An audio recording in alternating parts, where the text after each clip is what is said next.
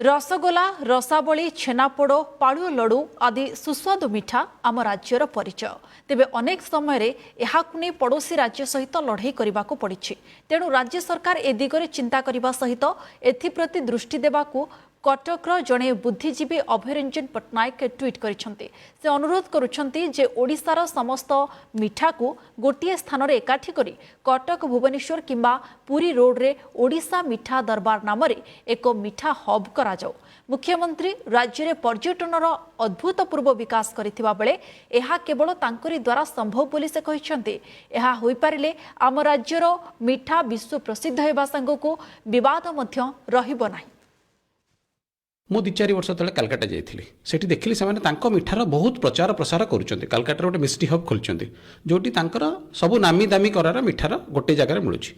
तो मो मन गोटे चिंता आसला कटक भुवनेश्वर आम ट्विन सिटी जी ओडिशा बुलिया आसर फ्लाइट एयरपोर्ट सेंटर होची जदि आम गोटे आमर मिठार प्रचार प्रसार करते कटक भुवनेश्वर मझिरे माननीय मुख्यमंत्री तत्वावधान में गोटे छात तले आमर रसगोला आमर छेनापोड़ आम छेना झिली आमर आरिसा पिठा आमर पाड़ुआ लडू आमर राज्यर रसावली आमर जिते प्रकार मिठा अच्छे आमर राबिड़ी जदि गोटे जगार रहता जी ओडिशा बुलिया आसता सी पुरी जाता आउ से जगह आमर मिठार प्रचार प्रसार होता।